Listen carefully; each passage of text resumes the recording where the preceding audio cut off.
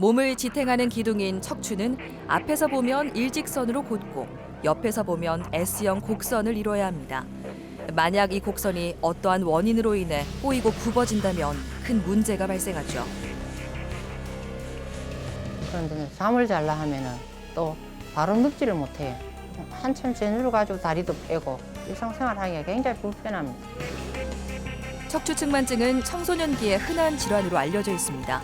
특별한 증상이 없는 경우가 많지만 방치하면 심폐기능 저하와 같은 심각한 문제로 이어질 수 있는데요.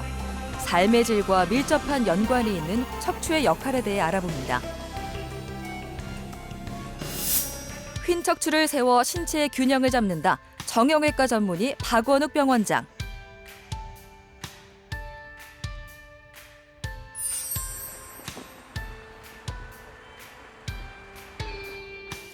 가원이는 작년 10월에 다리 저림 증상으로 병원을 찾았다가 뜻밖의 이야기를 듣게 됐습니다. 선천성 척추측만증이 있다는 것이었죠. 갑자기 다리가 조금 아프다 그래서 성장통인가 생각을 하다가 혹시나 해서 엑스레이 사진을 한번 찍었는데 거기에서 이제 척추가 조금 휘어져 있는 걸 발견했고 불편하거나 힘든 게 있었으면은 아마 진작에 병원을 찾았을 텐데 그런 증상이 전혀 없었기 때문에 몰랐었던 것 같습니다. 척추측만증은 크게 선천적인 원인과 후천적인 원인으로 나뉩니다. 선천성 척추측만증은 척추뼈의 기형으로 인해 발생하는데요. 조기에 발견하지 못하면 성장에 치명적인 방해 요소가 됩니다. 이 선천성 척추측만증으로 원래 척추가 우리가 네모 반듯해야 되는데 쇠기형이라 해서 한쪽은 제대로 자라는데 반대쪽이 안 자란 거죠. 한쪽이 안 자라고 한쪽이 계속 자라니까 척추가 휘어져요. 태어날 때부터 이제 갖고 태어나는 척추만증으로서 성장을 하면서 점점 나빠져요. 너무 늦은 시기에 이제 수술을 하게 되면 신체 균형이 깨지기도 하고 수술이 어려워지고 위험할 수도 있어요.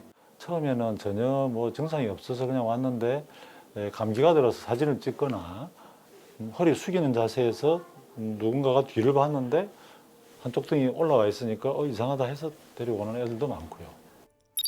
각도가 40도 이상이면 수술을 해야 하는데요. 가원이의 척추는 40도를 훌쩍 넘긴 상태입니다. 수술적 치료가 절실한 상황이죠. 수술 중에는 어깨 높이를 볼 수가 없어요. 수술하고 나서 한쪽이 좀 더 올라왔을 가능성이 있거든. 근데 약간 차이 나면은 자기가 자세 교정해서 그걸 보상이 되는데 보조기는 일반적으로 3달 차는데 애들은 2달만 차면 돼요. 뼈가 부러지면 기부스 하잖아요. 같은 개념이에요. 뼈를 붙이기 위한 거거든요. 그래서 보조기를 찬다는 거고. 환자 스스로 척추의 불균형을 발견하기란 쉽지 않은 일입니다. 특히 청소년기의 환자라면 부모님이 자녀의 몸에 관심을 갖고 때로는 의심하는 자세도 갖추는 게 좋죠. 불편하거나 아이가 아파하는 걸 조금이라도 봤다면은 병을 조금 더 빨리 발견할 수 있었을 텐데 그런 걸 전혀 몰랐었고 그리고 갑작스럽게 이걸 알게 되다 보니까 사실 엄마인 저도 되게 많이 놀랐었고 수술을 앞두고 있으니까 불안한 마음은 되게 컸던 것 같고. 청소년의 뼈는 성인의 뼈보다 유연하기 때문에 척추에 생긴 문제가 악화되기 쉽고 근처의 장기를 압박할 수도 있습니다.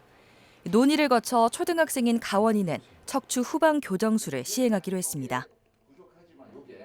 지금 이제 만 12세고 해서 앞으로 나빠질 가능성이 굉장히 크죠. 나빠지면 이게 70도, 80도, 90도 계속 나빠지면은 실제로 위쪽에 있기 때문에 여기는 심장하고 폐가 있잖아요. 그래서 심장하고 폐 기능이 떨어지기 때문에 각도가 너무 심하게 되면은 수명이 단축될 수도 있어요. 그래서 그런 합병증을 예방하기 위해서 척추를 이제 가능한 많이 바로 펴주는 이런 치료를 할 예정입니다. 수술이죠. 큰 수술인 만큼 더욱 신중하고 세밀한 치료가 필요한데요. 환자의 안전을 높이고자 수술이 진행되는 동안 신경계의 이상 여부를 추적 감시하고 주요 신경계의 구조를 파악합니다. 실시간으로 측정하는 수술 중 신경계 감시 장비인데요. 다리에 있는 감각신경에 전기 자극을 주고 뇌에 있는 감각신경중추에서 나타나는 반응을 두피에서 측정하여 일정한 파형을 장비에 보여주는 것입니다. 수술 중에 지속적으로 그 파형의 변화를 모니터해서 만에 하나라도 발생할 수 있는 중추신경 손상으로 인한 마비를 미연에 방지할 수 있는 그런 시스템입니다. 척추측만증 수술은 앞쪽으로 접근하는 전방 수술법과 뒤쪽으로 접근하는 후방 수술법이 있습니다. 가원이에게 적용하는 것처럼 후방 접근 방법을 더 많이 사용하는데요. 등 쪽 피부를 절개해 척추뼈를 노출시켜 치료가 필요한 자리를 확인합니다.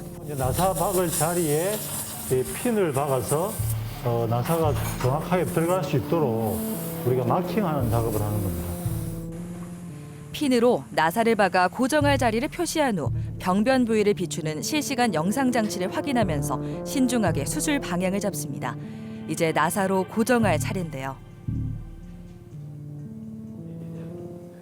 그 핀 박은 거를 기초로 해서 나사 고정을 할 겁니다. 나사는 척추의 척추경이라는 가장 튼튼한 부위에 나사를 고정해서 쇠 막대기를 얹어서 이제 교정할 건데요. 척추경에 나사를 고정하고 금속 막대를 연결해 휘어진 척추를 펴줍니다. 그 후 교정된 채로 단단히 굳어지도록 뼈를 금속 주변에 채워주는데요. 뼈가 굳으면 더욱 견고하게 고정돼 치료 효과를 높일 수 있습니다. 척추가 이제 얼마나 교정됐는가 하는 게 문제인데 그거는 수술 필드라고 하죠. 그걸 보고는 정확하게는 몰라요. 환자가 깨서 이제 며칠 뒤에 걸어다녀 봐서 그때 이제 균형을 이제 다시 보고 해야 되겠지만은 현재로서는 뭐 전체적으로 만족스러울만 하게 끝냈습니다. 척추가 많이 펴진 것을 확인할 수 있습니다. 수술이 필요하지 않은 각도로 교정됐기 때문에 부족한 부분은 관리로 채워줄 수 있죠.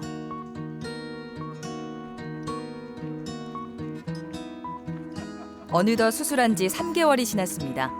허리를 곧게 펴고 잘 걸을 수 있을 만큼 회복한 가원이는 평범한 하루하루를 보내고 있는데요. 아빠와 함께하는 산책도 익숙한 일과가 됐습니다. 그냥 이제 그전에는 몰랐어서 그냥 생활을 그대로 했다면 지금은 생활은 똑같은데 좀 더 조심해서 한다 뿐이지 그 외에 학교 가고 공부하고 자고 뭐 먹고 또 산책하고 하는 모든 것은 예전하고 똑같이 하고 있습니다. 아직은 잘 때 보조기를 착용해야 하는 단계지만 열심히 관리해 나간다면 또래 친구들처럼 생활할 수 있을 겁니다. 그날이 금방 찾아올 수 있겠죠. 수술한 부위가 저희 아이 같은 경우에는 좀 목 위에까지 수술이 돼 있어서 아무래도 목은 등뼈 척추보다는 운동 반경이 좀 더 클 것 같거든요. 그래서 보다 더 좀 조심해야 되지 않을까. 앞으로 조금 더 시간이 지나서 이제 잘 때도 보조기를 안 하고 똑같이 생활할 수 있게 된다면 그때부터는 좀 그동안 잘 기르지 못했던 근육도 강화하는 그런 운동을 조금씩 해 나갈 생각입니다.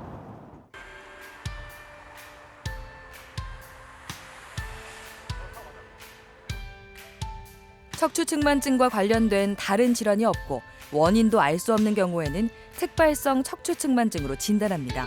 전체 척추측만증 환자의 80% 이상을 차지하죠. 중학교 때부터 좀 이제 눈에 보일 정도로 많이 자세가 무너졌고, 그리고 이제 생활하는데도 좀 숨쉬기가 불편하거나 걷는 게 힘들거나 그런 어려움이 있었습니다.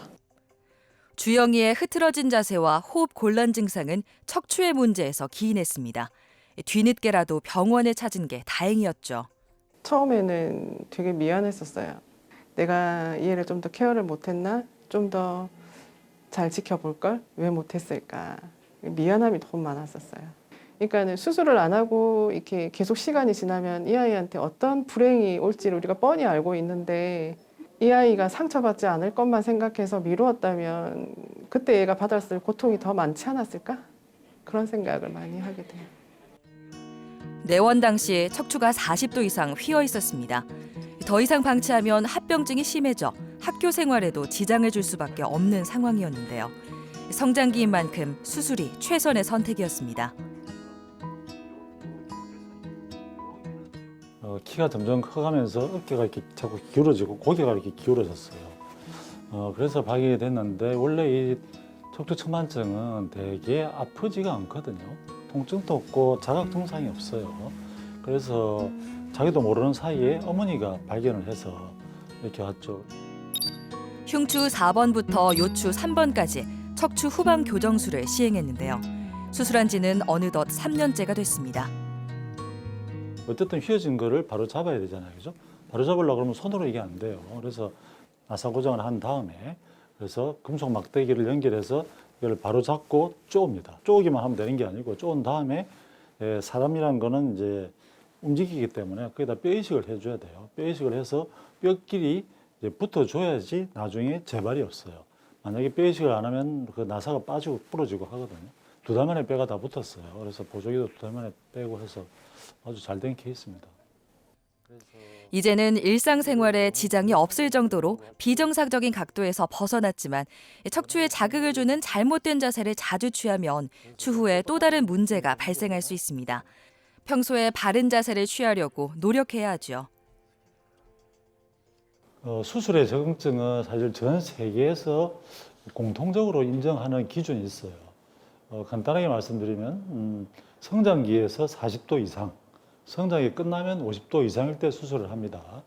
그 50도라는 거는 뭐냐면 중력이 일단 한번 휘면 피사시 사탑처럼 중력 때문에 점점점 악화되는 게 그 50도라는 거예요.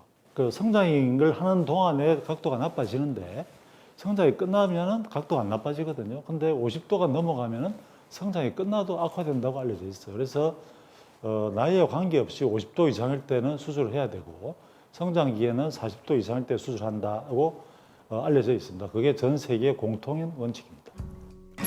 금속 막대를 연결하고 뼈를 이식해 세운 척추는 정기적인 진료와 경과 관찰을 이어온 결과 큰 문제 없이 잘 유지되고 있습니다. 어린 나이에 하게 된 수술이 부담스럽고 걱정도 많이 됐지만 회복한 후로는 친구들처럼 평범한 하루를 보낼 수 있게 돼 기쁜 마음이 더 큽니다. 그 밖에도 좋은 변화가 생겼는데요. 수술하고 나서는 일단은 제일 컸던 건 키가 한 3cm 정도 커서 심리적으로 되게 기분이 좋았었고, 그리고 전보다 훨씬 더 숨쉬기도 편하고 또 걷는 것도 자연스럽고 자세나 이런 것도 딱히 누가 잡아주지 않아도 그냥 괜찮게 보일 정도로 많이 좋아졌죠.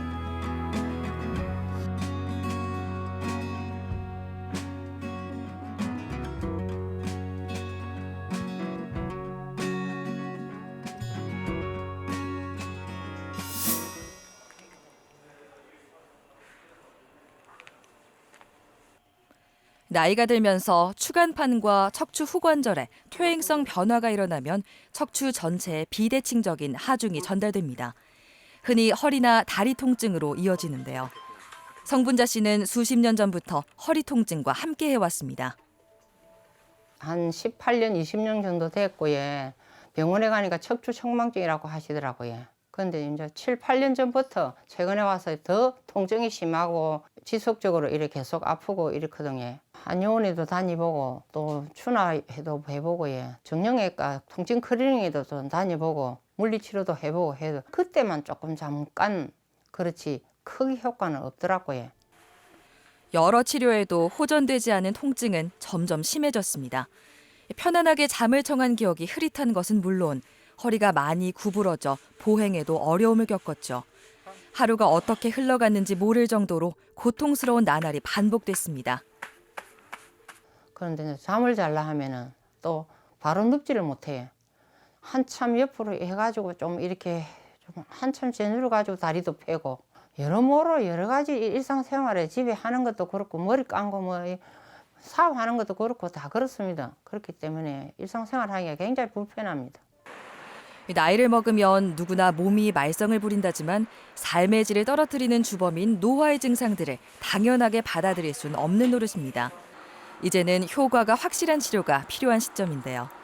겉으로 보이는 게 다가 아닌 만큼 정확한 상태를 진단하기 위해 정밀 검사를 받아보기로 했습니다.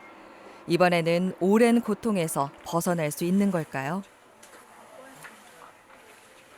한 20년 정도 알아오신 것 같아요. 퇴행성 척추 측만증이라는 병인데 퇴행성이라는 말 뜻 자체가 세월이 만든 거잖아요. 세월이 가면서 척추 관절염도 생기고 디스크도 퇴화가 일어나고 근육도 변성이 일어나면서 점점 휘어졌고요. 또 중력에 의해서 세월이 갈수록 이제 자꾸 나빠져 오셨죠. 몸이 비틀어진다는 거를 이제 본인이 느끼셨죠. 그래서 치료를 해볼까 하고 여러 병원을 다니셨다고 해요.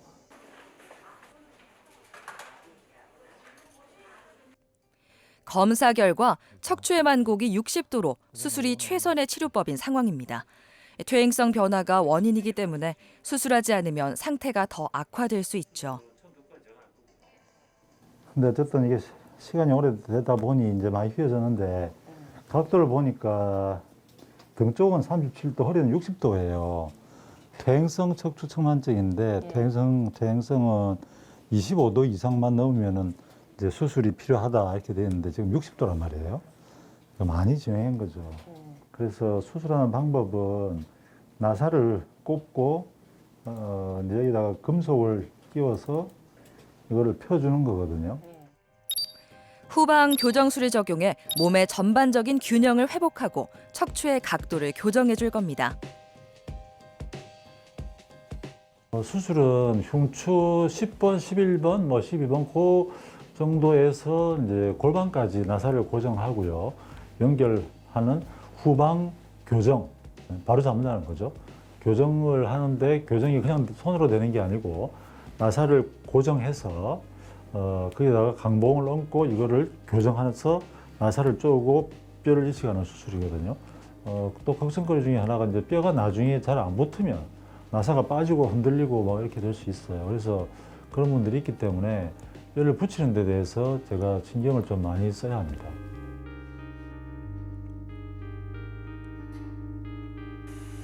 척추측만증 수술에서 가장 중요한 건 척추를 단단하게 고정하는 겁니다. 수술에서 척추를 정확하게 일직선으로 세우려고 하기보다는 운동치료 등으로 각도를 개선할 수 있을 정도로 교정해 생활에 지장이 가지 않도록 도와주죠. 핀의 위치를 엑스레이로 확인해서 핀의 위치를 약간 조절하고 각도도 조절해서 그리고 안전하게 이제 척추에 나사 고정을 하려고 합니다. 척추경에 나사를 심고 금속 막대를 연결합니다. 단단히 조여주면서 각도를 조절해 척추를 세우는데요. 고령 환자이기 때문에 더욱 신중하게 접근해야 합니다. 수술은 무사히 마무리됐습니다. 성분자 씨에게 제2의 삶이 펼쳐질 날이 머지 않았습니다. 뭐 그렇게 뭐 크게 뭐 문제 없이 뭐 상당히 잘 끝난 것 같습니다. 사실 일반 디스크나 협착성 수술하고는 좀 다르거든요. 이게 나사도 뭐 한 16개나 이렇게 뭐 많이 박았고 보시다시피 뭐 절개도 굉장히 크고 해서 빠르면 이틀째지만 아무래도 연세가 있으니까 한 사흘째쯤 돼서 보조기 차고 이제 걸으실 건데 상처 났는데 한 2주일 걸리니까 그때까지 좀 아프실 거예요.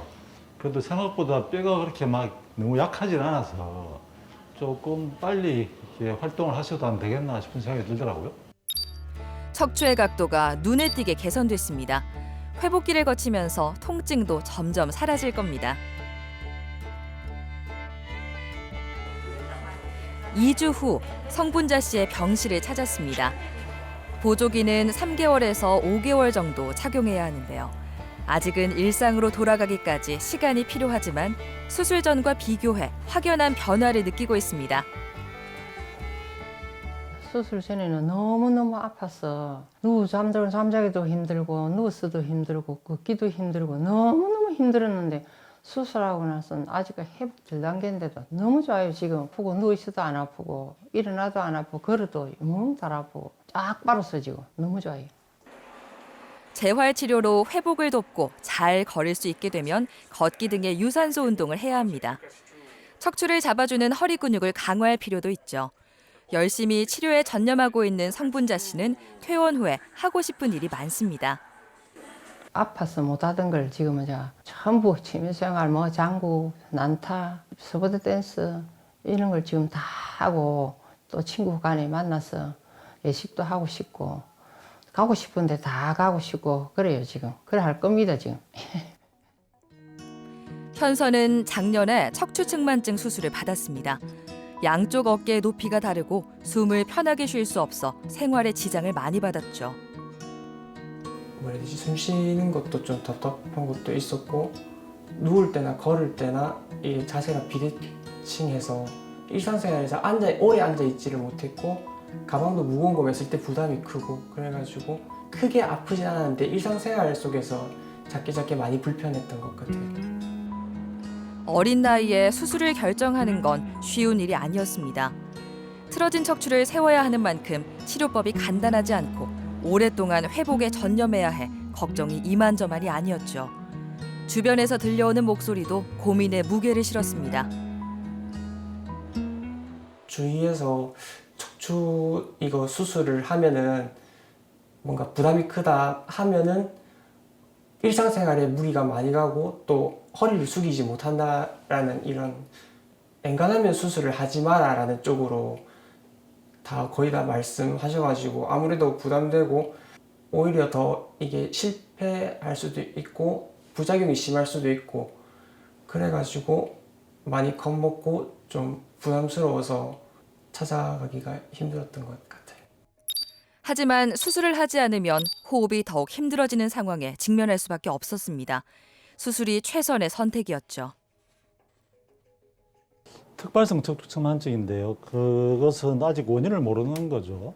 근데 각도가 84도로 굉장히 심했어요. 저 정도로 심하면 폐가 척추에서 눌려가지고 폐 기능이 떨어지고 결국은 심장이 망가져서 숨이 단축되거든요.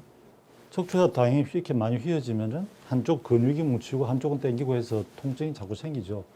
그래서 이 친구도 이제 점점 세월이 가면서 통증이 생기고 호흡이 가빠지고 하면서 장애가 이제 생기는 이런 경우였습니다. 그래서 수술이 꼭 필요한 상태였어요.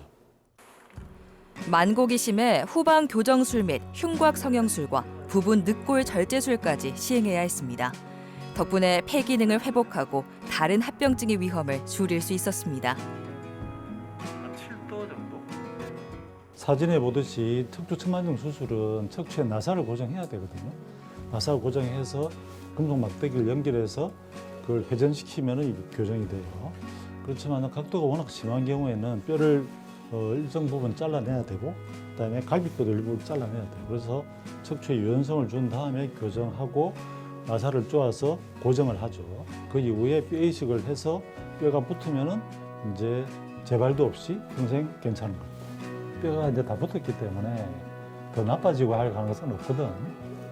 그래서 특별히 이렇게 조심해야 될 건 없어. 나사가 이렇게 꼽혀 있으니까 이 부위는 안 움직이거든. 근데 요 위에 있잖아, 그지? 그러니까 나사 꼽힌 자리하고 안 꼽힌 자리하고 경계선이 그래서 이렇게 좀 불안정해질 가능성이 있어. 저기가 과도하게 움직이면은 예를 들면 우리 레슬링 할 때 막 목 잡고 흔드는 거 봤지? 그래서 그런 식으로 네가 만약에 장난을 치거나 혹시 운동을 하거나 그렇게 되면은 좀 위험해질 수가 있어. 왜냐하면 고정된 부위하고 고정되지 않은 부위가 과다하게 움직이면은 그쪽에 있는 신경이 또 다칠 수가 있단 말이야. 그래서 그거는 조심해야 돼요. 성공적으로 끝난 수술에 이어 회복도 탈 없이 이루어졌습니다. 하지만 관리를 소홀히 해선 안 되는데요. 가장 조심해야 될 게 이 친구는 이제 목 가까이까지 거의 몸까지 이제 고정이 돼 있기 때문에 실제로 우리가 생활하다 보면은 목을 이렇게 제끼고 젖혀지고 하는 경우 많잖아요. 그리고 특히 이제 고정된 부위와 고정되지 않은 부위 그 사이 경계선에서 이 굉장히 불안정해질 수가 있어요. 그다음에 허리 쪽에도 너무 유연성이 많으면은 그 부위에 퇴행성 변화, 디스크 협착증, 관절염 이런 게 좀 빠른 나이에 올 수 있어요. 그래서 근력 강화 운동 위주로 하되 너무 유연성을 주는 운동을 하지 마라라고 이야기했어요. 수술한 지 1년째, 지금은 운동 치료를 하며 경과를 관찰하고 있습니다. 각도가 개선된 덕분에 남들처럼 활동하는 것도 숨을 쉬는 것도 어렵지 않게 됐죠. 자신감도 많이 붙었습니다. 앉아 있는 것조차도 오래 앉아 있지 못하고 오래 걷지도 못하고 누워 있는 것도 많이 불편했었는데 수술 이후로부터는 그런 게 크게 신경 쓰이지 않을 만큼 많이 좋아진 것 같아요. 아프거나 하면은 이렇게 또 다시 병원에 내원해서 계속 꾸준히 관리해 나갈 생각입니다. 척추 질환이라고 하면 흔히 허리 디스크나 척추관 협착증을 떠올립니다. 하지만 증상이 나타나지 않는 척추측만증에도 주목해야 하죠. 어릴 때부터 어깨 높이가 다르진 않는지, 숨을 쉬는 게 어렵진 않은지, 내 몸을 비롯해 가족의 몸에도 관심을 가진다면 더 편안한 내일을 보낼 수 있을 겁니다. 척추측만증은 자세 때문에 온다고 알고 계시잖아요. 그렇지만 꼭 그렇지 않아요. 자세와 관계없는 측만증이 90%거든요. 그래서 자세가 안 좋다고만 애들을 다그치지 마시고 전문의를 찾으셔서 엑스레이 검사도 하고 또 다른 검사도 하셔서 정확한 원인을 찾고 정확한 치료를 받으시는 게 좋겠습니다.